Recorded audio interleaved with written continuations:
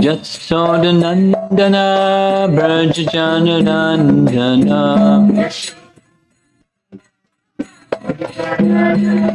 Jasodhanandana Brajajanandana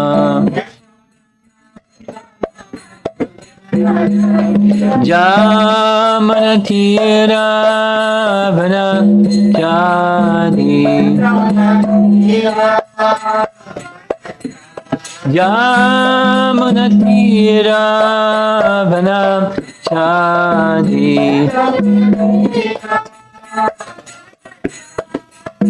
Jaya Radha Madhava Kunjabi Adi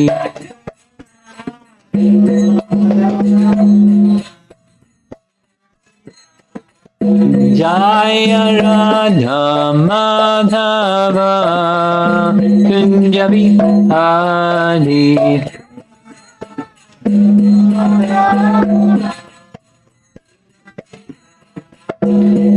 Gopijana Balabha Girivardhari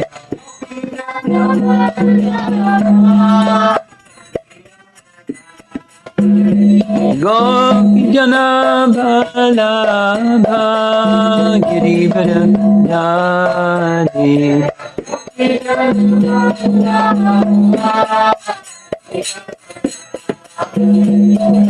Jasodhanandana Brajajanandana Jasodhanandana Brajajanandana Jamanatira Vana Jadi Jamanatira Vana Jadi Jaya Radha Madhava Kunjabi Adi Radha Madhava Kunjabi Adi Jaya Radha Madhava Kunjabi Adi Madhava Kunjabi Adi Jayom Vishnu Pad Paramahansa Parivijagacharya Astatara Satyasi Srimad His Divine Grace Sri Bhaktivedanta Swami Srila Prabhupada Ki Gaur Premanandi.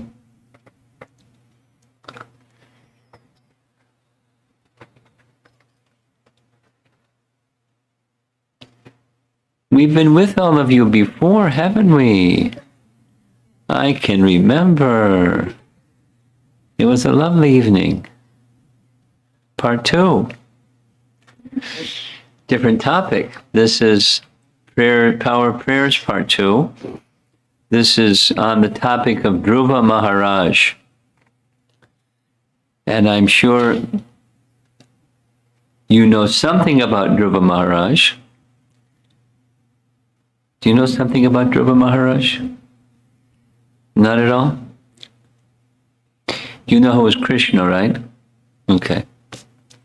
The firstborn living being from Krishna in this world is Lord Brahma. Lord Brahma, firstborn living being. And amongst the offspring of Lord Brahma was the first of the Manus, the givers of law for mankind. His name was Swayambhuva Manu. Swayambhuva Manu. Swayambhuva Manu. And Swayambhuva Manu had 2 sons. One of them was Dhruva's father, and 3 daughters. His father's name was Uttanapada, and Uttanapada had 2 queens. And one of the queens was very nasty. She was younger, more charming and had captured the attention of the king. So the first queen, who was the mother of Dhruva, was kind of neglected, more than neglected. She was just like not even in the palace anymore. And the stepmother, the nasty one, she insulted Dhruva really bad. She said some really mean things. And the father said nothing because if he said something, maybe his favorite queen would not like it. So he just was silent right in front of Dhruva. She insulted him so badly. Little boy, 5 years old. 5 years old, little boy. So he left, went to his mother, Mommy! And she said, I can't help you. But you're a Kshatriya, spirited little boy. You want not just your father's kingdom when you grow up, but you want a kingdom better than your father and better than your father's father and better than your father's father's father, you little boy. I'll show them I'll get a really big kingdom. So to fulfill what you want, you have to go to Vishnu. You know it's Vishnu, right? Vishnu. So he said, great, how do I find Vishnu? She said, I'm just a lady in the palace. I don't know too much about these things, but sages, they go to the forest and somehow they find Vishnu. Little 5-year-old boy, I'm going to the forest. So off she went. He went. He didn't find Vishnu. He found lots of trees and birds and animals and bugs and things, but he didn't find Vishnu. But Narada came, and he gave him the bhakti process. Now this is in a previous age where people lived a really, really long time. They could do amazing things. So Dhruva, that's what Dhruva did. He followed the bhakti process. Little boy, and he got a mantra. You know what a mantra is, right? Mantra. We were just singing the Hare Krishna mantra. That's a mantra.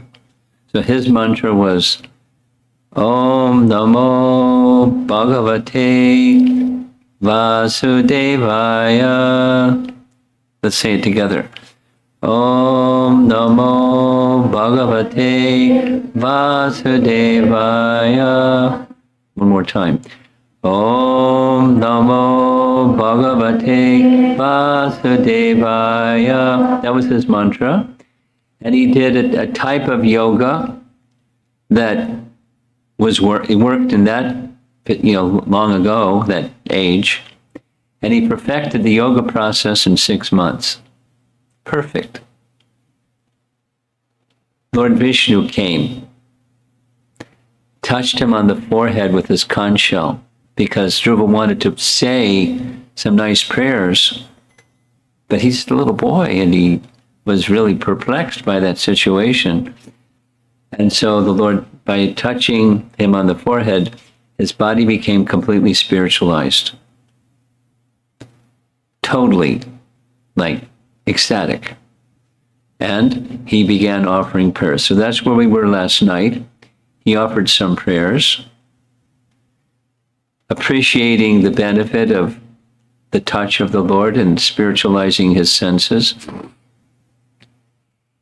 He then spoke with great humility. First gratitude, then humility. Humility like, I wanted something material. I wanted a kingdom. I wanted a big kingdom. I wanted the biggest kingdom. What a fool. Because you, Lord Vishnu, you fulfill all desires, including even liberation from material existence. And I wanted a big chunk of material existence. How foolish. But you're very kind. You took away that material desire by your kindness.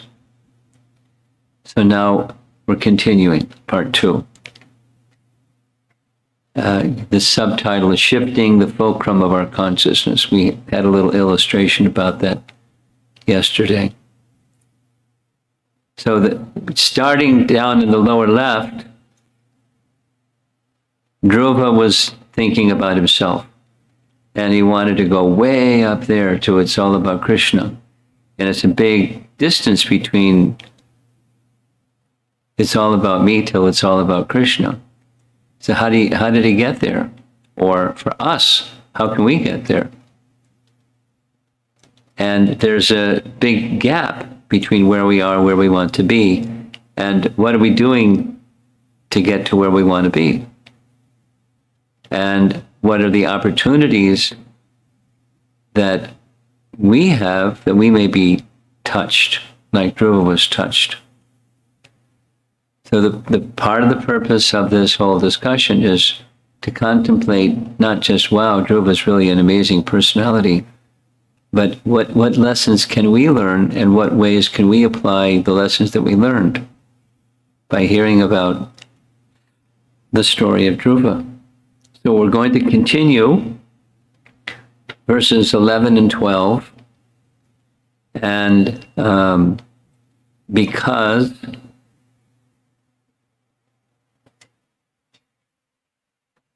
the association of devotees will help us start the path of bhakti and keep us in the path of bhakti. That's what these prayers say. How did he start bhakti, Dhruva? He started through his mother. His mother was a very special person. She was like Supermom. You know, there's mothers, and then there's Dhruva's mother. She was really special. And then from his mother, he got Narada's association. So now he wants ongoing association, because now that I've begun bhakti, I want to be able to stay for the rest of my life. So here's some images of what devotee association looks like. And the one in the upper right-hand corner, that's Lord Chaitanya's tree and the various branches of the Lord Chaitanya tree. And those branches are filled with devotees. So those other images are things that devotees do when they get together and associate with one another.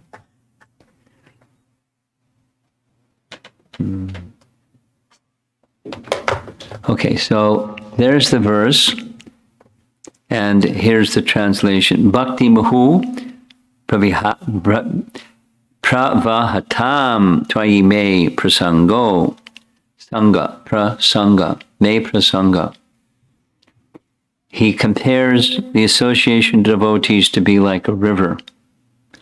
Dhruva continued, "Oh, unlimited Lord, kindly bless me so that I may associate with Bhaktim Mahu Pravahatam Twayi, great devotees who engage in your transcendental loving service constantly, as the waves of a river constantly flow." So one who is properly engaged in devotional service, it's not interrupted, or sometimes it's a constant flow, just like a river. And I like that image. It looks like some places where I've been. And rivers that when they're strong, they keep flowing and flowing and flowing and flowing and flowing. So as rivers don't stop flowing, so also the type of devotional service that fixed devotees engage in, it continues uninterruptedly. Me prasango bhuyad ananta mahatam.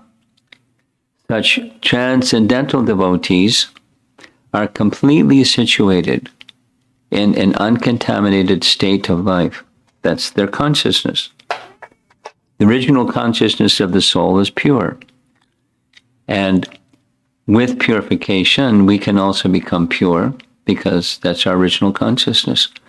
And to associate with such persons is how you stay in such consciousness.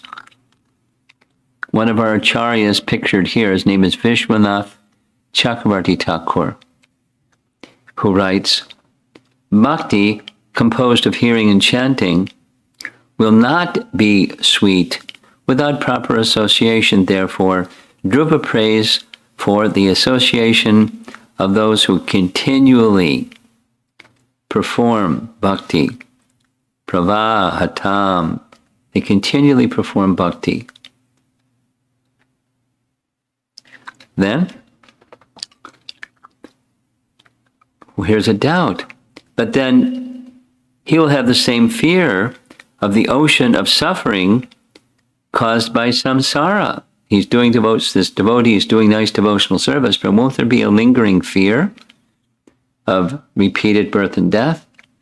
And raising his hands in pride, Dhruva speaks this verse, that the waves, like the waves of a river or the waves of an ocean, I will overpower the terrible ocean of material life, full of countless pains, by the strength of that association.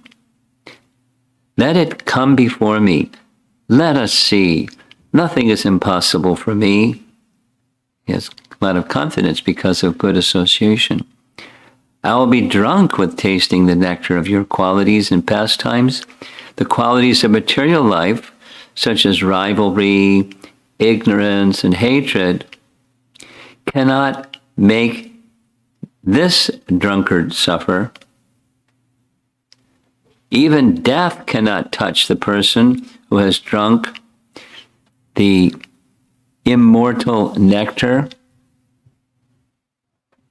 By bhakti produced from association with devotees, one directly meets the Lord. Then, one again prays for association with devotees. He met the Lord, and now he's still wanting devotee association. He's greedy, but he's also smart, because he wants to stay fixed in that position. So the commentary reads, this indicates that bhakti, in the form of association with devotees, is the cause of bhakti, and bhakti is the result of bhakti. Thus, this verse states the opinion of the devotees. It's a nice verse. This is, throughout the Bhagavatam, we get teachings about devotional service. In the beginning, the middle, and the end, and in between. So it's natural that's there, because his stepmother said, the nasty one, if you want to sit on your father's lap or sit on the throne, you're going to have to get the mercy of Vishnu. His mother said, what she said was done in a nasty way, but what she said is right. Take shelter of the lotus feet of Lord Vishnu, and she describes his lotus feet very beautifully. She was a great devotee. She's emphasizing bhakti. He met Narada. Narada said, what your mother said is right. You're a suitable candidate for bhakti. Here's how you do it. So he has deep faith in bhakti. For that bhakti process, he met the Supreme Lord face to face.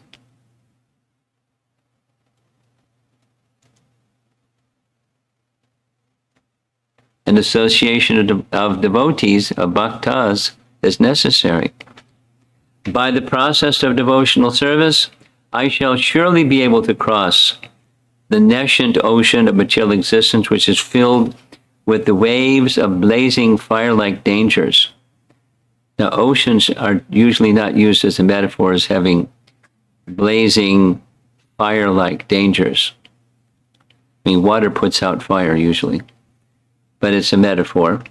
And fire-like dangers, that can be very, very serious. There's a forest fire, and I wouldn't want to be even close to that.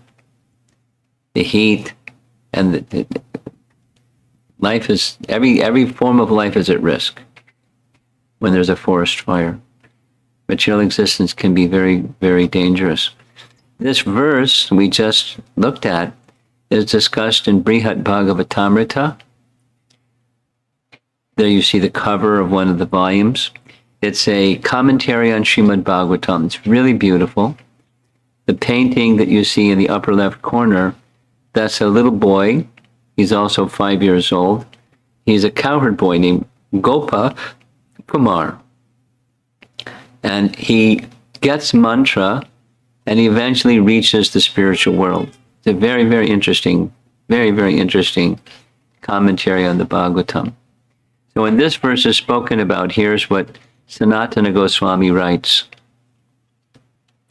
Because the devotees of Vishnu serve him constantly, the verse says, Bhaktim Muhu Pravahatam, their hearts are completely pure, Amalashayanam, and for that reason, they are exalted souls, Mahatam. The association of such devotees is extremely desirable. That's paraphrasing the verse. In his commentary, he writes, Dhruva anticipates that in the company of Vaishnavas, he will drink the nectar of topics about the Supreme Lord, which will intoxicate him and empower him to cross effortlessly the dangerous ocean of samsara. Sanatana Goswami. Do you all know who is Sanatana Goswami? Should I tell you who is? Should remind you who is Sanatana Goswami? Yes? Okay. You know who is Krishna because we already asked you. You know who is Krishna. So Lord Chaitanya is Krishna himself, who appeared after Krishna's departure to teach the way of devotional service, because the conclusion of the teaching of Bhagavad Gita is devotional service. Maybe some of you know the verse. If you do, you can say it with me. Sarvadharmam parityaja mamekam sharanam braja aham tvam sarva papebhyo moksha yishyami masujaha. Do it again. Sarvadharmam parityaja mam ekam sharanam braja. The first part. All other dharmas or duties or obligations, religious obligations in life, they're parityaja, they're subordinate to one thing. Mam ekam sharanam. Mam, me alone, sharanam, surrender. Take shelter of Krishna. That's the fruit and the leading principle, governing principle of all other dharmas. The other dharmas are subordinate to that one principle. So in Bhagavad Gita, Krishna is teaching, surrender to me. But after Krishna departed, he was wondering, this next yuga is very bad. Kali Yuga is very bad. People aren't going to know how to do that. So they're going to need a good example, someone to teach them. So I could send somebody, but I'll go myself. He came himself as Lord Chaitanya, and one of the chief associates of Lord Chaitanya was Sanatana Goswami. He lived in Vrindavan, along with many altars. You can see on the altar in temples or in homes, along with some picture of Krishna and Prabhupada, maybe the disciplic succession before Prabhupada. You'll see also a little picture. It has the 6 Goswamis of Vrindavan. Sanatana Goswami is the chief amongst them. So he wrote this commentary on Srimad Bhagavatam. It's really fantastic. And here's his explanation. Well, someone may doubt, because of the presence of identity with me and mine, it's difficult to avoid disturbances. The material consciousness is made up of these two, aham and mama. False ego, aham. And from false ego comes mine, I and mine. And then there's another I and mine over there, another I and mine over there, and they bump into each other. They have conflicts. Individuals and groups of individuals, even within families and communities, and groupism is a big thing. This group and that group, and they clash, they fight, they quarrel. So as long as there's I and mine consciousness, it's difficult to avoid disturbances. It's nice to talk about the ocean of material difficulties. You can cross beyond it, but how do you do it when you got this I and mine thing going on? So Prahlad understands that, and therefore he's asking for association with pure devotees. By that association, one can release oneself from the I and mind conceptions of life, material conceptions of life. Look at that. That's the next verse.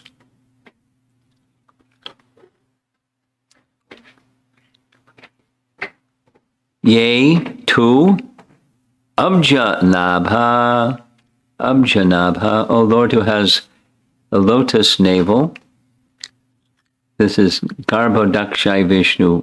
From his navel comes a stem, a lotus flower, and Brahma is born on the top of that lotus flower.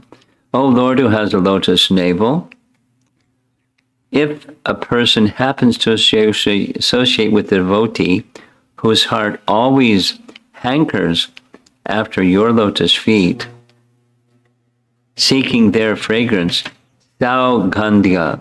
Gandhya means fragrance. Sao Gandhya. Always seeking their fragrance. So there are some devotees at the feet of Krishna that we can't smell from the picture, but he has fragrance. Very wonderful fragrance. And they're paying their respects at Krishna's feet. So if you can associate with devotees who are always hankering after his lotus feet,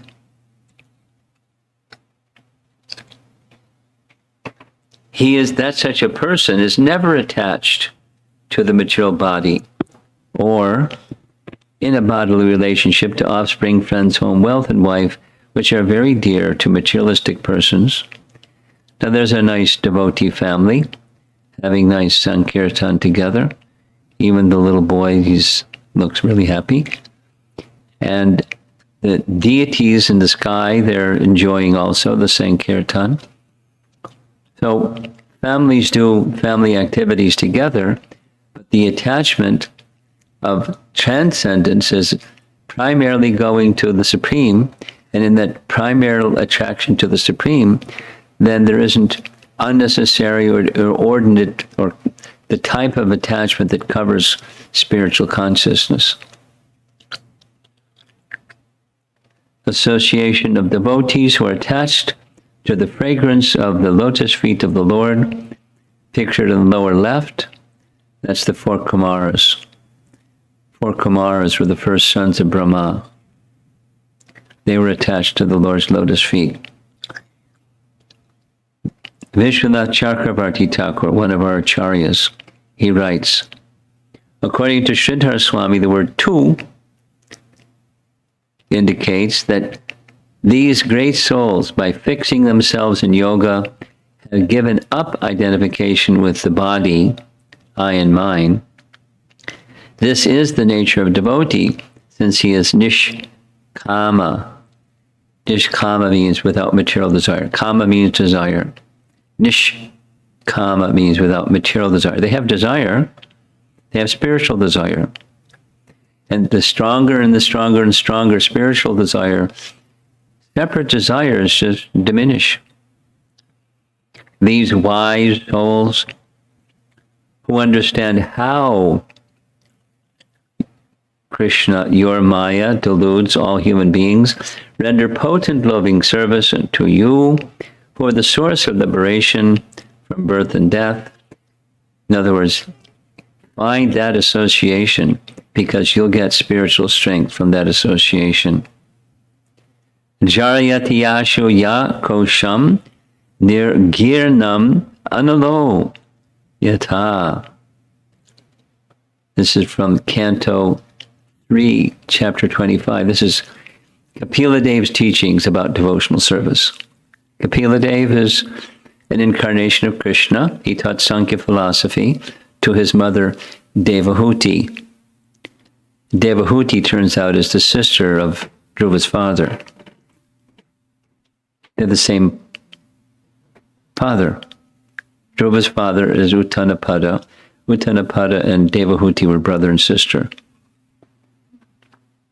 And Kapila Dev is her son. So Kapila Dev says, Bhakti, devotional service, dissolves the subtle body of the living entity without separate effort just as fire in the stomach digests all that we eat. Did you know that? We struggle sometimes with our mind, right? Sometimes. And sometimes we struggle with false ego. False ego. Sometimes. So who wins the struggle? Generally the mind wins, or false ego wins. So what do you do? Because the enemy is very formidable. And the answer is bhakti. Bhakti has the power not just so you win the battle, but it can dissolve the mind, the material mind, material intelligence, and false ego. Poof. It's like an Alka-Seltzer advertisement. Maybe you don't see that these days. When I was a kid growing up, it was like there's a glass of water. They show a tablet and they put the tablet in the glass of water and the tablet's gone. It dissolves in the glass of water. Alka-Seltzer. So bhakti dissolves the subtle body, the material covering of the soul. You still have a gross body, but the gross body becomes spiritualized and the subtle body becomes dissolved. That's how it happens. The difficulties of material existence are taken care of by the bhakti process itself. That's good news, I'll tell you. It's good news. There's hope for us. So Vishwanath continues, these wise souls who understand your Maya, how your Maya deludes all human beings, they render potent loving service to you, who are the source of liberation and birth. That's the previous slide. And Dhruva understands this. Now Vishwanath wonders, wait a minute, if that's so, Dhruva, then you know all this already. Then why did you worship the Lord with a desire for position greater than that attained by your forefathers? Why do you still have all this material desire thing going on? And Dhruva's reply, I simply pray to have the association of your devotees because they helped me go beyond my material conceptions. I want their association going forward in time. I don't want to relapse back into material desires, please. There are different types of practitioners of the yoga process. Gyanis, they gradually become attached to knowing, knowledge, and in that way reaching transcendence. Yogis, they become attached to their yoga practice and to mystic powers. Bhaktas become attached to Krishna. That's pretty simple. So that's this, it's all about me can change till it's all about Krishna. That's the bhakti process. So not just about knowledge or not just about mystic powers, but Krishna. And Krishna takes one to the place where the material coverings of the soul, the subtle body dissolve. Okay, we have a lot of material to cover, so I'm going to keep going quickly. So what should our prayer be? Well, see the reality beyond the illusion. And through the process of being connected through the bhakti process. So let's do a little exercise in this room that's coming up right now. Think of some incidents, more than one if you can, where you had some blocks in your heart or something you knew wasn't very good, some unfavorable tendency, some bad thought, some negative feeling, negative emotion, something like that. And think about what it was, what was going on at that time in the past, something, blocks in your heart. And then have you shared this with someone that you had confidence in? Someone that's helping you in your spiritual life particularly? And then when you shared it, what happened? What did you feel? Did you feel understood? Did you feel some relief? Did you feel something?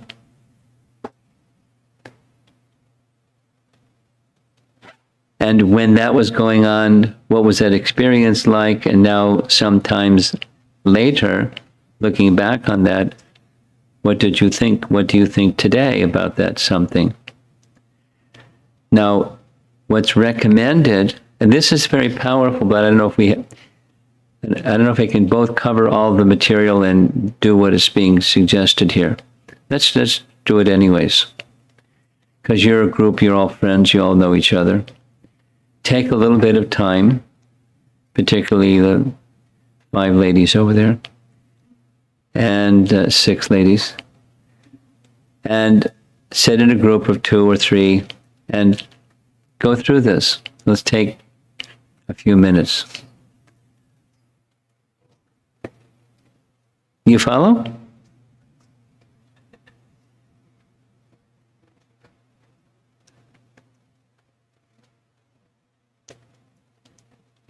The idea is to take the message of what Dhruva is saying, and bring it inside. So it'll stay there through your practical experience. You can share with whomever you like. On your mark and set, go.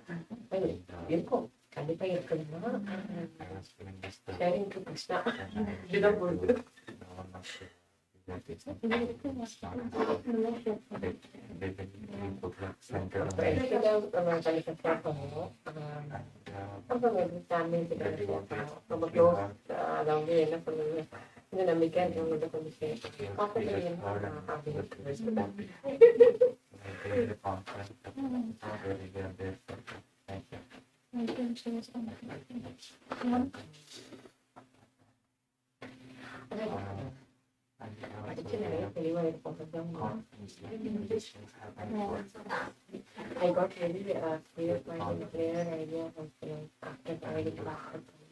We get to know like what I have to do. Like what do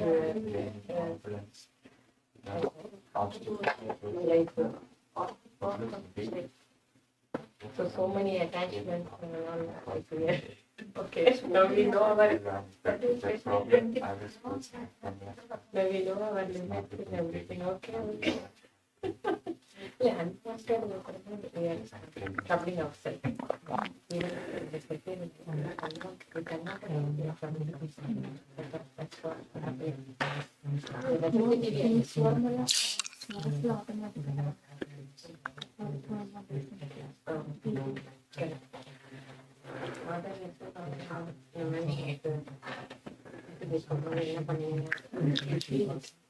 It's nice to spend more time on this. Maybe what we can do is when your group gets together, you can take the exercise and do it within your group next time.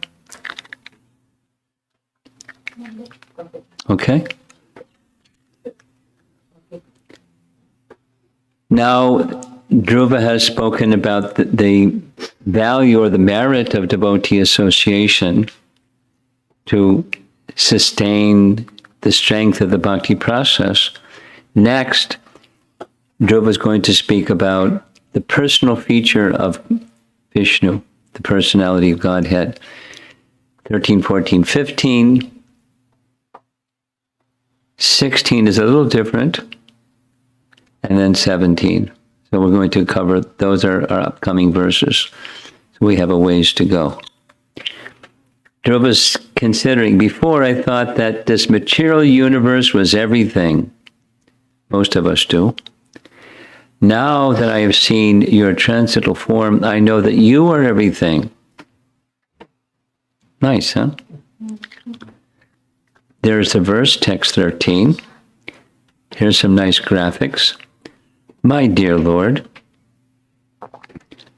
O Supreme Unborn, I know that the different varieties of living entities, such as animals, trees, birds, reptiles, demigods, and human beings, are spread throughout the universe, which is caused by the total material energy. And I know that they are sometimes manifest and sometimes unmanifest.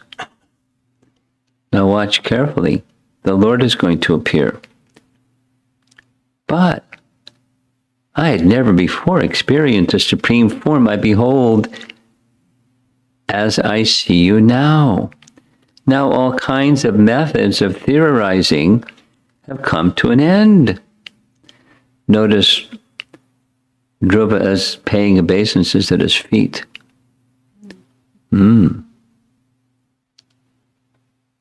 Most people think this is it. It's the place where we are. That's all in all. And the Supreme Lord is obscured. But now Dhruva understands differently. Dhruva Maharaj here compares his previous state of worldly understanding with his newly awakened perfection of understanding, arising due to the presence of the Supreme Lord. The position of a living entity is to render service, unless he comes to the stage of appreciating the Supreme Personality of Godhead. He engages in the limited service of the various forms of trees, reptiles, animals, men, and demigods. It's a nice image. A light went on. Now I know that the Lord's transcendental personal form is above this universal form. That's the picture in the back, is the universal form, by the way. And for one who knows his personal form, nothing further remains to be known.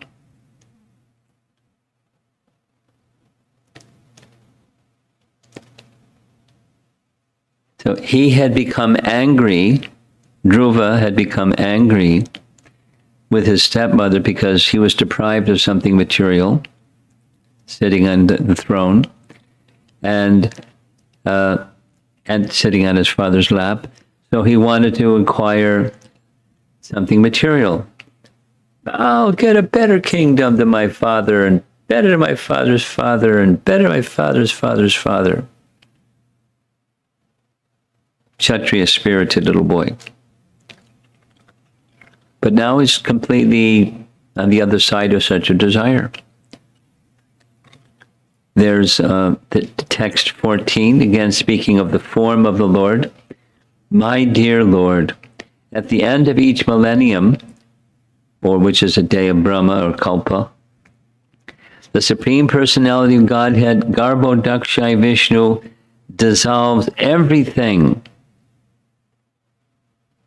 manifested within the universe into his belly. He lies down in the lap of Sheshanag. From his navel sprouts a golden lotus flower on a stem. And on that lotus, Lord Brahma is created. I can understand that you are the same supreme Godhead. I therefore offer my respectful obeisances unto you. So Lord Vishnu has come before him, riding on the back of Garuda, and he's offering these prayers. And he's describing things that little 5-year-old boys hardly even have a clue about. But from the very, very beginning of the universe, there's Garbhodakshay Vishnu, who holds within him all the living entities that eventually fill up the universe. And he's one of them. So now,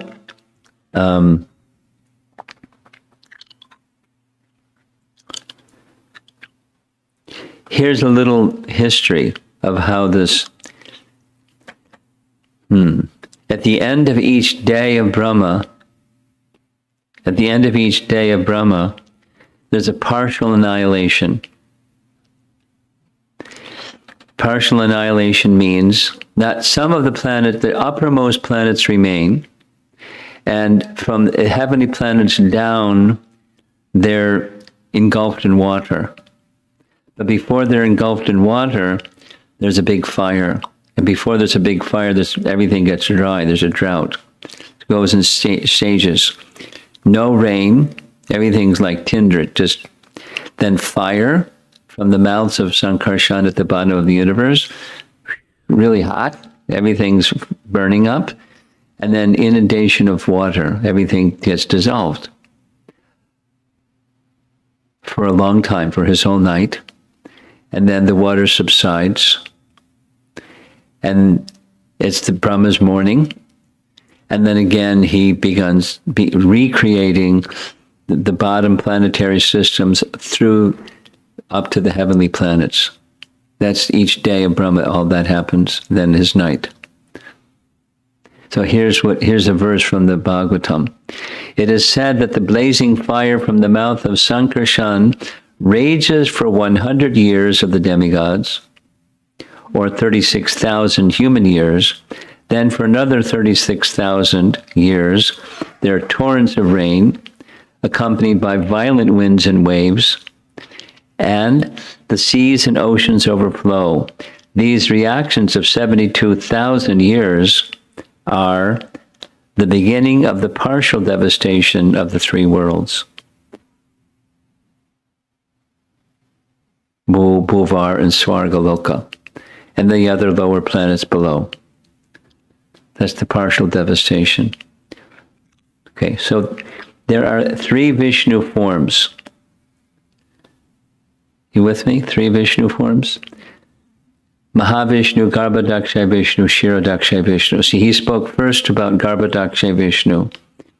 Next, he's going to speak about the first one, Mahavishnu, and then he's going to speak about Paramatma. In the image here, that's Paramatma, the Lord of the heart. Dhruva is now able to understand all 3 of these Vishnus are one entity, and that one entity is standing before him. He's only 5 years old. He didn't even go to school yet. But he's got all Vedic knowledge. He's a fully realized little boy. Pretty amazing. And he's saying directly to Lord Vishnu, you are Garbhodakshay Vishnu. The first of the 3 Vishnus is Kshirodakshay Vishnu. That's the one standing before him because he was previously in his heart. But he's also Garbhodakshay Vishnu, that was already mentioned. And now here's Mahavishnu. This is a verse from Brahma Samhita. When you become a little more familiar with our, practice, when there's rituals and yagyas and things, we generally recite Brahma Samhita prayers. And there's this first one. Yasyaika nishvishita kalamatavalamya jivanti loma vidajagadandandanata Vishnur Mahan. There's Mahavishnu. Sahiha yasya kala vishesho govindamadi purusham tamaham bhajami. That's Mahavishnu. And he's generating all the universes. Jagadanda Nata. He's the Lord of all the Jagadandas, the universes. Then at the end of each day of Brahma, when all the material worlds are dissolved, everything enters into the body of Garbhodaksha Vishnu, who is lying in the lap of Sheshanag, another form of the Lord. So he's got, he in prayer form, he's giving us a picture of the Purusha avatars, the forms of Vishnu that are involved with creation. And he's seeing Lord Vishnu before him. And he is feeling very repentant that I had this really petty desire of something material from you. Now, how can you know about that which existed before you existed? Well, you can't. Unless it's disclosed to you from that which existed before you existed. Then you can know. So this Kshirodaksha Vishnu who's standing before Dhruva existed before Dhruva was born.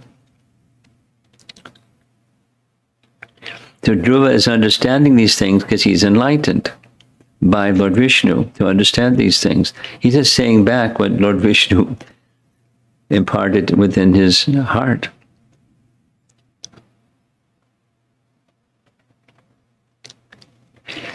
This is stated in the Upanishads, Mundaka Upanishad. Knowledge received through the transcendental causeless mercy of the Lord is so perfect that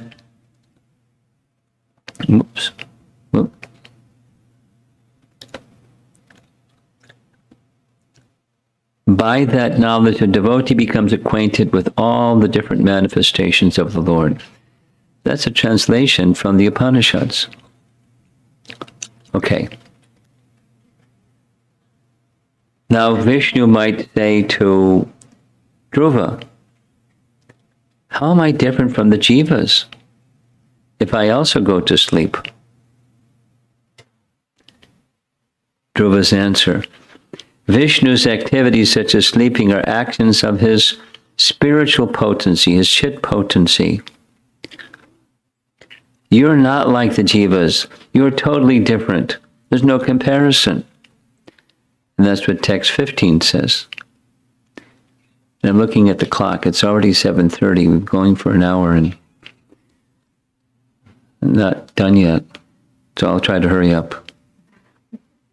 Although it's a little delicate, all this subject matter. Here's verse 15. How the living entity and Lord Vishnu are different. That's this verse. Tvam nitya mukta. You are eternally liberated, not by the mercy of anyone or anything. You are eternally liberated. Nitya mukta. Tvam nitya mukta. Parishuddha vibodha atma. The jiva is ashuddha. You are parishuddha, full of knowledge, while the jiva is full of ignorance. You are the Supreme Soul. Kutastha adipurusho bhagavangs.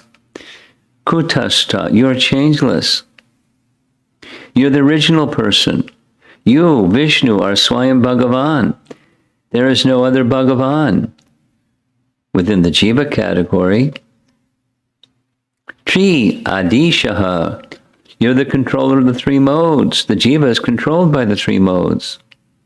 Drashta, Stitao, Adimako, Vratirikta Ase. As Lord Vishnu, you maintain all the affairs of the entire universe, and you stand aloof and are the enjoyer of all sacrifices. That's just verses, expressions within this verse. So here's the translation put together.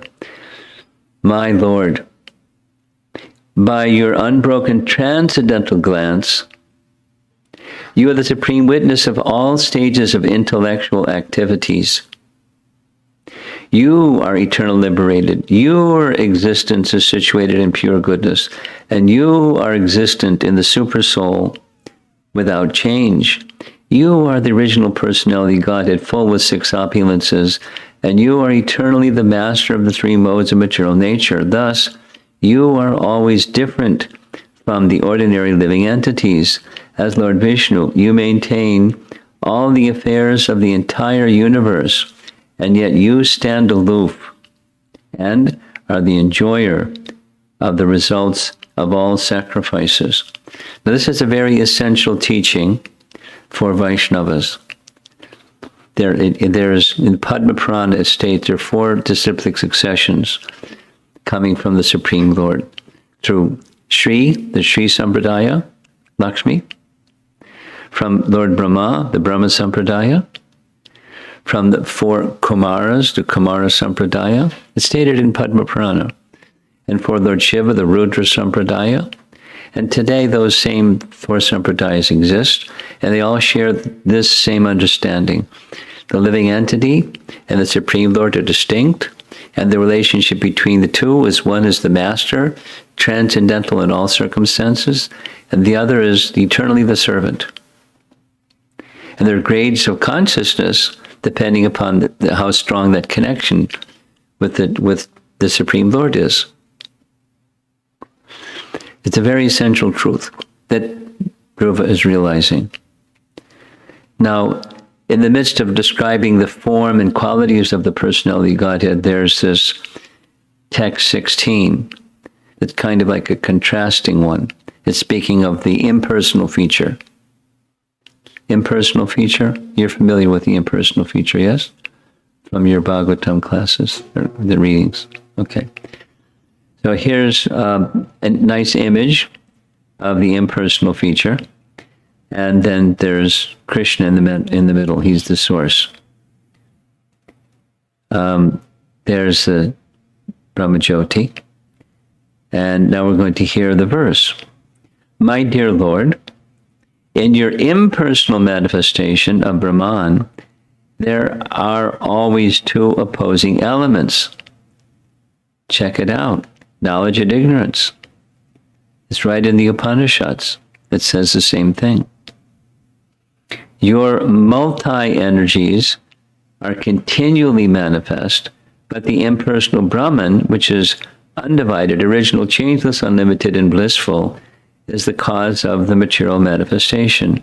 Because you are the same impersonal Brahman, I offer my respectful obeisances unto you. Now we're going to read, if you don't mind, just one paragraph from this verse, from the Bhaktivedanta Purports. It is said that the impersonal Brahman is the distant realization of the absolute truth. Although apparently Brahman seems to be devoid of energy, factually, it has different energies working under the headings of knowledge and ignorance. Fascinating. Because we don't normally hear that. These two energies of knowledge and ignorance are operating within the Brahmajyoti. On account of these different energies, there is continually a manifestation of vidya and avidya.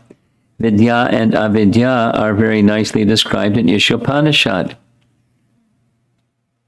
One day, as you continue the bhakti process, you'll do your bhakti shastri study. You've heard about that, right?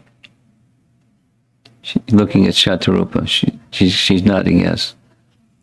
There's four essential books for bhakti shastri. Bhagavad Gita, Nectar of Devotion, Nectar of Instruction, and Ishopanishad. So when you get to Ishopanishad, we're going to read from Ishopanishad shortly.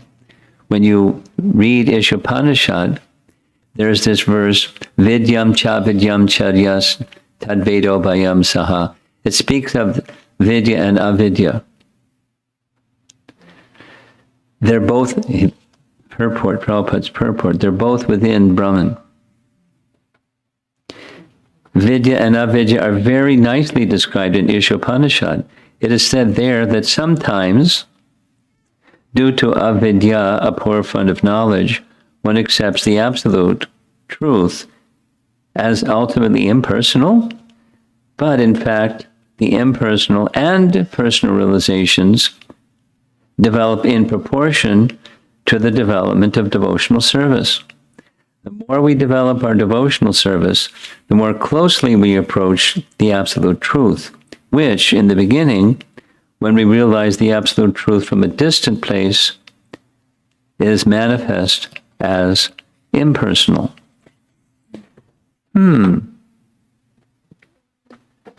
So let's take a look and see what that looks like. Here's some Ishopanishad verses. When you do your Ishopanishad studies, the book cover may look like this. We're going to take a look at text 9 and text 11, or mantra 9 and mantra 11. Here's mantra 9. Andham tamahak pravishanti ye vidyam upasate tato bhuya ivate tamo ya'u vidyayam rataha. So there's vidya and avidya. Those who engage in the culture of nescient activities shall enter the darkest region of ignorance, worse still are those engaged in the culture of so-called knowledge. Vidya and avidya. Mantra 9. You'll study this when you get, you go to Bhakti Shastri school. You get your certificate at the end when you pass. Okay, here's mantra 11. Vidyam chayas tadvedo bhayam saha avidyaya mrityam tirtva vidyaya mritam ashnute. Only one who can learn the process of nescience and that of transcendental knowledge side by side can transcend the influence of repeated birth and death and enjoy the full blessings of immortality. Well, we're covering a lot of material tonight, maybe too much. You maybe should have broke it into at least 2 or maybe even 3 pieces. But you like to study Prabhupada's book, so maybe we picked the good group to cover this section. Okay, so now here's Prabhupada's purport. Srila Vishwanath Chakravarti Thakur describes that the impersonal feature or Brahman manifestation of the Supreme Lord is meant for persons who are essentially very advanced, but still not able to understand the personal features or variegatedness of the spiritual world. Such devotees are known as Jnana Mishra Bhaktas. Mishra means mixed. Jnana Mishra Bhaktas, or devotees whose devotional service is mixed with empiric knowledge. Because the impersonal Brahman realization is a partial understanding of the absolute truth, Dhruva Maharaj offers his respectful obeisances. In that same commentary, Vishwanath Chakravarti Thakur says, Brahman realization is like seeing a destination from a distant place. So there's some forest and some trees and some stuff. And look over there, you can see there's some residential places, or at least the rooftops. Something over there, see? In the image? Now let's get a little closer. Next, seeing the same destination from a more proximate place, it may look like this. And then you can enter into the city and you can see the people, you can see the animals, and you can see the trees, and you can see some of the details. So, the same object seen from a very distant place is Brahman From more proximate is Paramatma, and from up close, personal feature. Same entity from different perspectives. And the Brahman feature may be preliminary. Okay, now we're going to end. Yay. Okay, there's little Dhruva. He's receiving the touch of Vishnu's conch on his forehead and offering these very nice prayers. I put in colored letters, Anu Bhajata. Translation, my Lord, O Supreme Lord, you are the supreme personified form of all benediction. Therefore, for one who abides in your devotional service with no other desire, he got there, he got to no other desire. Worshipping your lotus feet is better than becoming king or lording it over a kingdom. That is the benediction of worshipping your lotus feet. To ignorant devotees like me, you are the causeless, merciful maintainer, just like a cow who takes care of the newly born calf by supplying milk and giving it protection from attack. So I had these, big-time material desires, and you very kindly relieved me of them.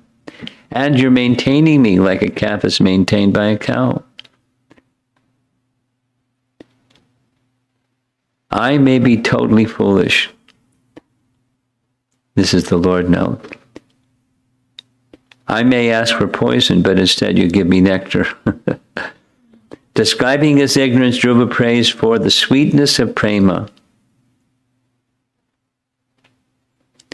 O Lord, your lotus feet are the highest blessing, the supreme result, more than the acquisition of a kingdom. For whom are you the highest blessing? You are the personification of the Purusharthas for those who worship you without material desires. But the Lord maintains even wretched persons, dinan, like us, who worship you with desires, by giving us a little sweetness of your lotus feet, obtained by worship without desire. What's the reason? Why is that? Just, you're very merciful. And you're eager to give your mercy. Vishwanath writes, "Oh Lord, your lotus feet are the highest goal when worshipped without material desire. Although this is solo master, the Lord maintains miserable persons like us who have material desires." That's a very beautiful painting of his lotus feet, isn't it? Very nice. So we've reached a conclusion. The Lord thinks, because he's a young boy, even though he does not know pure bhakti to me, I will give him a taste of pure bhakti's result, my sweetness. That's Vishnu's merciful nature. Fortunately, we have also material desires, but fortunately he's very merciful and help us get beyond, because it's just an obstacle to reach him.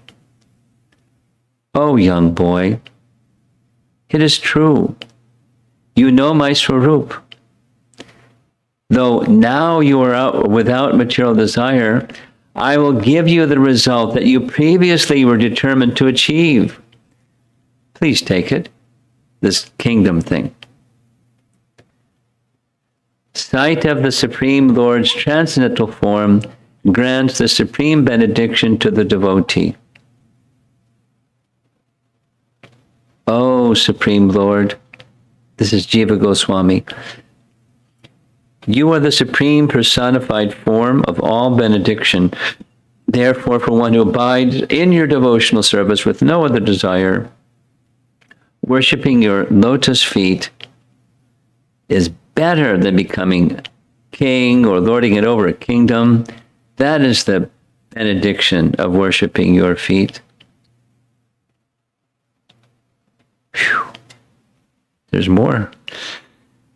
Sridhar Swami comments, this verse should be understood to mean, my Lord, O Supreme Lord Bhagavan. You are the blissful, supreme, personified form of all benediction, Purushartha Murte.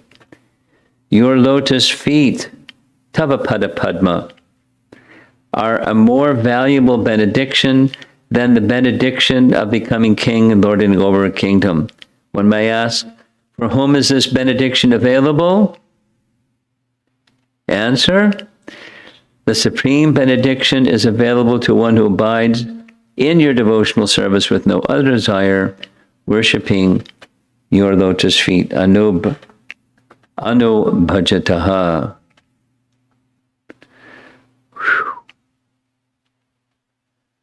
So now there's the take-home application exercise, which you can do when you have your reading group next. Think of an active obstacle or unfavorable tendency that blocks your progress in serving Guru, Krishna, and Vaishnavas. Write a prayer to Krishna or your worshipable deities. So it's already 12 minutes before 8 o'clock. We've gone for an hour and 10 minutes, 20 minutes. And you kids, you're fantastic. Most kids are like really fidgety long ago. You get a special piece of Mahaprasadam at the end. Congratulations. Nice going.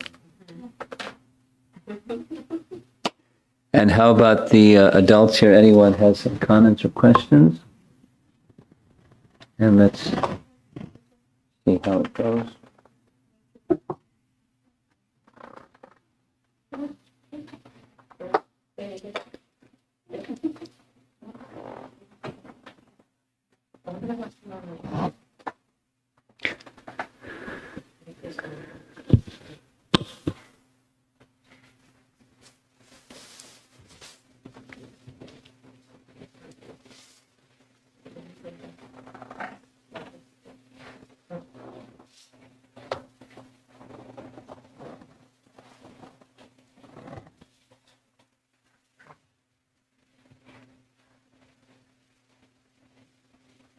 Yes, go ahead. I'm just looking for a picture of Dhruva.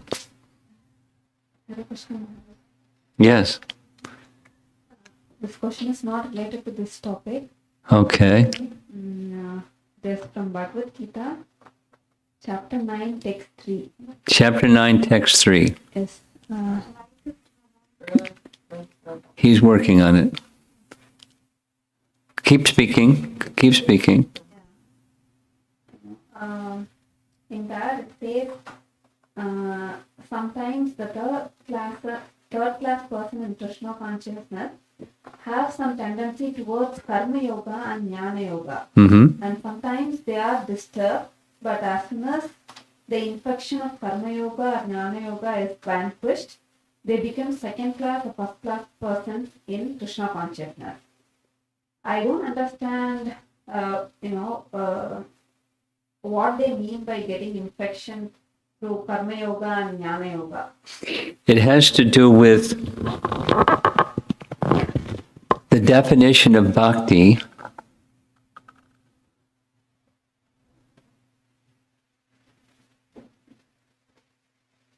The definition of bhakti, let me know if you've heard this phrase before. Anyabhilasha shunyam jnana karma dhyanavrtam. No, okay. Let's go back to Lord Chaitanya. You know who is Lord Chaitanya. Then we spoke about the 6 Goswamis who are the followers of Lord Chaitanya. So one of those, we mentioned Sanatan Goswami over here. His brother was Rupa Goswami. Rupa Goswami was the next in line of disciplic succession following Lord Chaitanya. So he's way up there. And he wrote a book that describes the bhakti process called Bhakti Rasa Amrita Sindhu. Sindhu means ocean. The ocean of Bhakti Rasa. That was the title of his book. It's describing the mellows of devotional service, the process of devotional service. He gives a definition of bhakti That was what I just quoted. It's bhakti is moving away from those two things, jnana and karma. Anya, abhilas means desire. Anya means other. Under other desires, shunya. Zero, zippo. Which desires? Jnana, karma, dhanavritam. So bhakti is letting go of the tendencies for fruitive activity, karma, even prescribed fruitive activities, but fruitive activities to get, you do something to get something, karma. Or speculation, jnana. So those are two paths that are within Bhagavad Gita. One can try to reach transcendence through karma yoga and jnana yoga. So those are lower tendencies, attachment to fruitive work and speculative knowledge. But if that's combined with some degree of bhakti, then it's a mixed kind of bhakti, and it can carry one some distance. That's preliminary.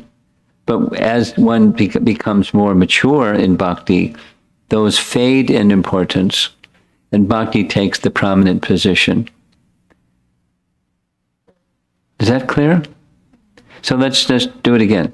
In the world that we live, lots of people are working really hard. That's karma. And then there's some people that are trying to understand higher things. Jnana, speculation. Bhakti is leave those things behind, those tendencies behind. You may start with them because they're part of life, but leave them behind gradually in favor of a pure and unmixed bhakti. That's what that statement means.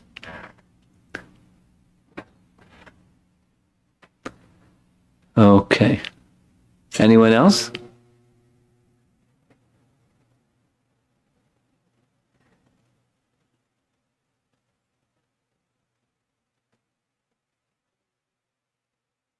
We got some online questions.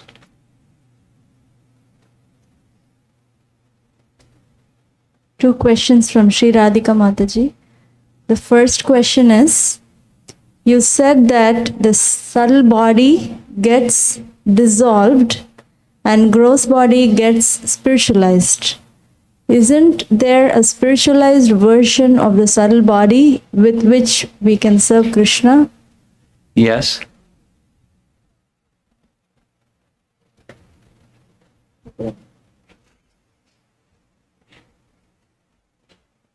That's an intermediate stage.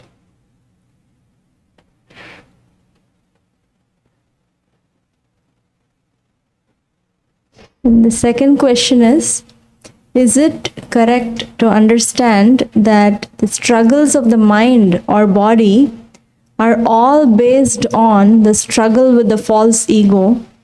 Or in other words, that the false ego is at the root of all issues?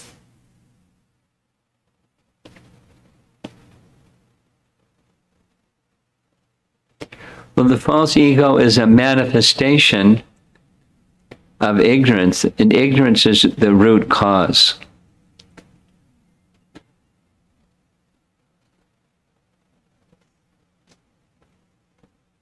That's it.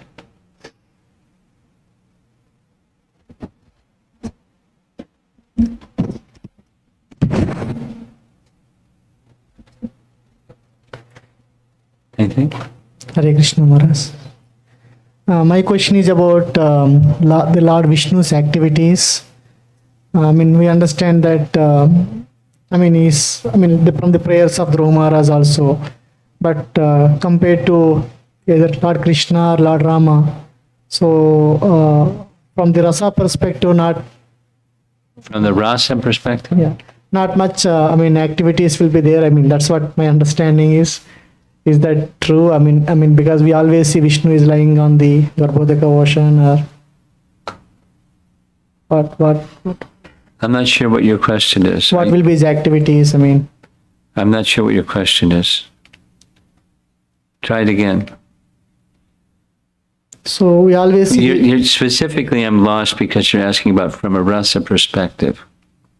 Because it's describing the forms of Vishnu, and you're asking in the activities with Vishnu, is there some rasa or not? no. What are you asking? I'm asking what is the activities of Lord Vishnu?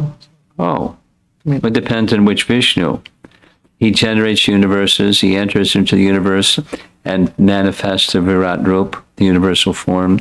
Then he enters within the heart of every living entity and directs their activities, their wanderings.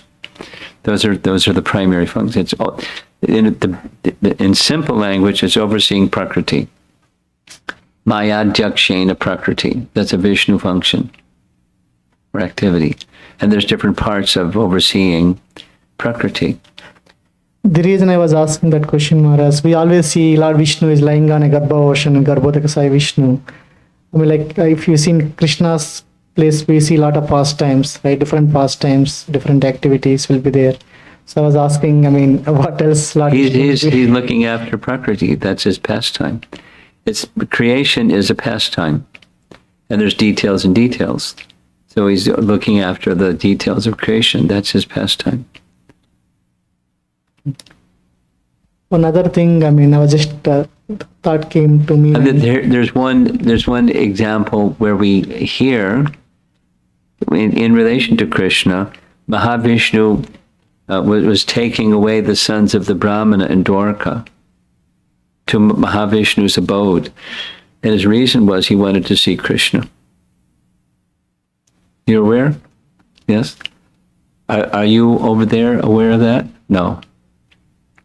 For some time, Krishna was in Dwarka.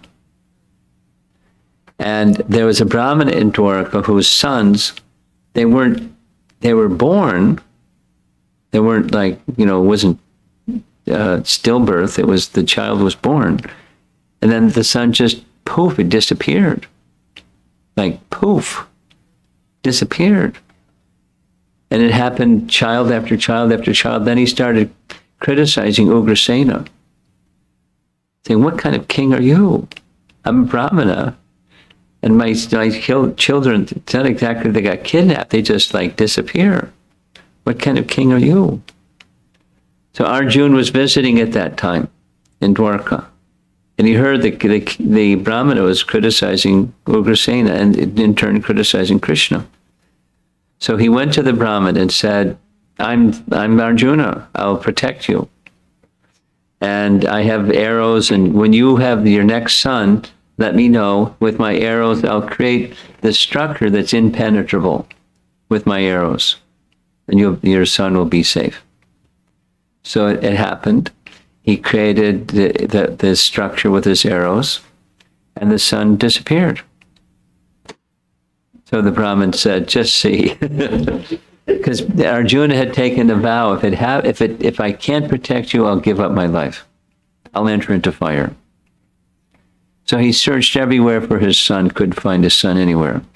So we were building a fire, and Krishna came along and said, what are you doing? I took a vow. He said, no, I know where the sun is. Let's go.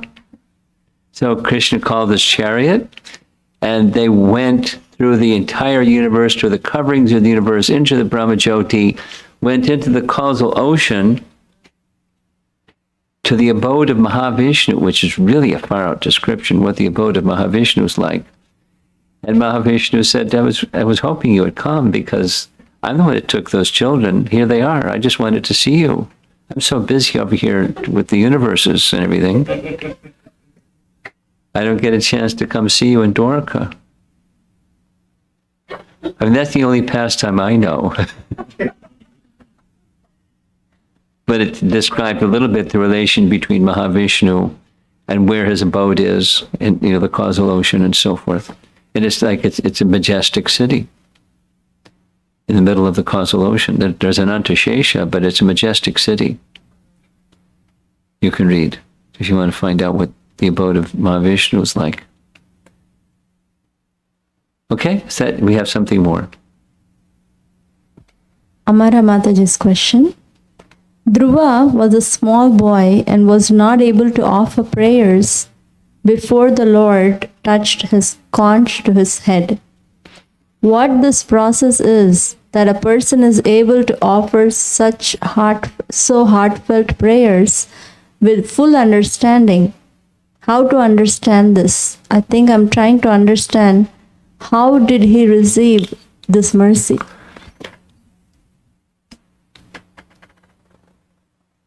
Through the Lord's conch, that's how he received it.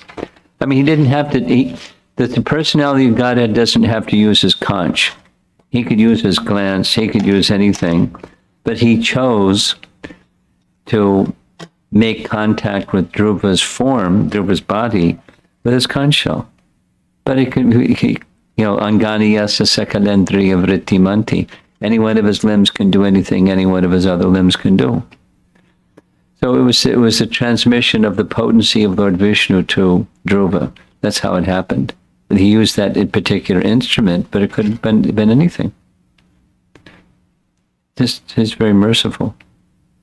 That's how it happened. He extended his mercy. That's how it happened. And that's this slide here. Oh, young boy, it is true. You know my Swarup. Though now you are without material desire, I will give you the result that you previously were determined to achieve. Please take it. So he's giving mercy and giving mercy and giving mercy. So how did it happen? He says mercy giving, because he's merciful. And Dhruva is a fantastic recipient of mercy. He was inspired to give mercy to him. That's how it happened. That's it. Yesterday I missed a question. Yesterday you met a person? Sorry, I missed a question from Mahati Kirti Mataji. Who goes to Dhruva Loka? Who goes to Dhruva? Dhruva does. And for the residents, Huh? who are the residents? We don't hear much about it. I recall reading something somewhere.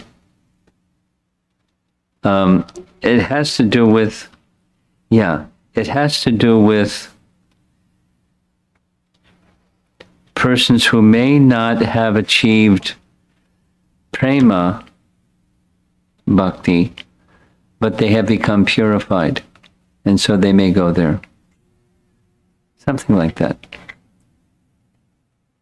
But, from there they can perfect their prema, and when the universe is finished, go to Krishna Loka or Vaikuntha Loka. It's not kind of like a stopover place. It's an abode of the Supreme Lord. Anyway, that's the best I can do. There's not much written about in response to this question that I'm aware of.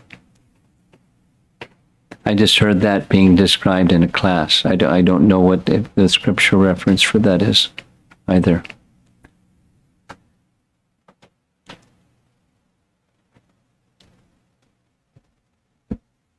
Hare Krishna Maharaj.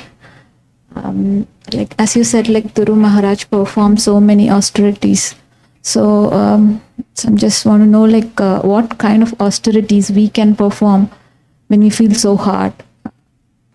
Well, it looks to me like you're doing austerities. From the perspective of a sannyasi, what you're doing, that's austere. And maybe from your perspective, what I'm doing is austere.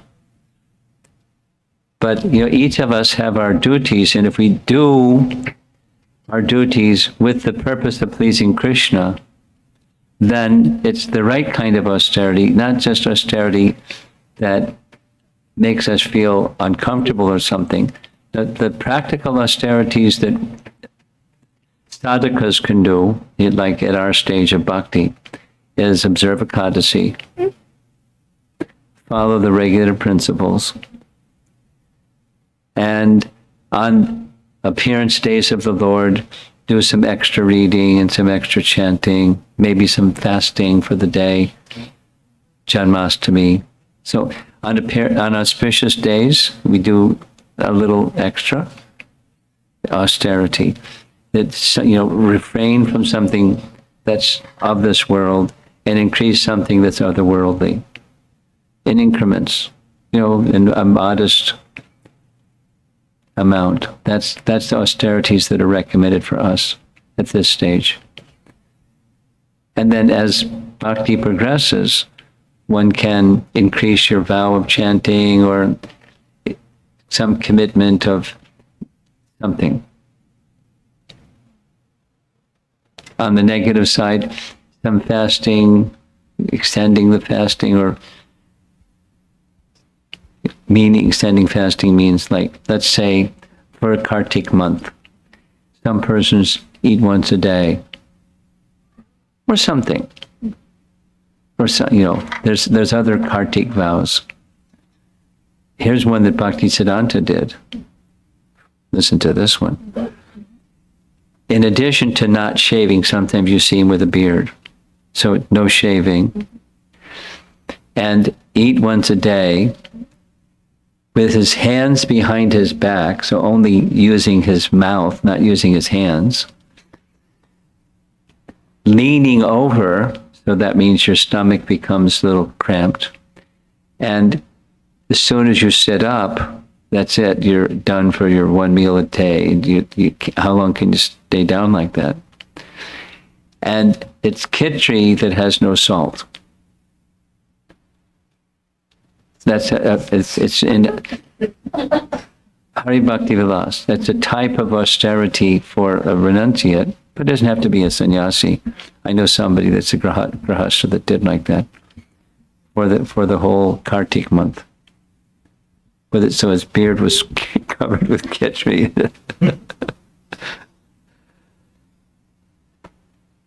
And then, so gradually over that period of 1 month, then the appetite gets less and less. The eating quantity becomes less and less.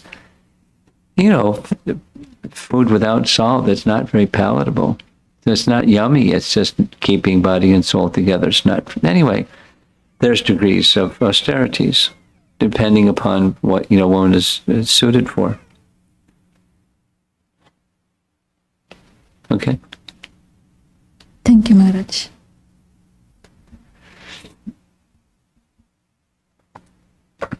Are we done? Okay. Srila Prabhupada ki jai.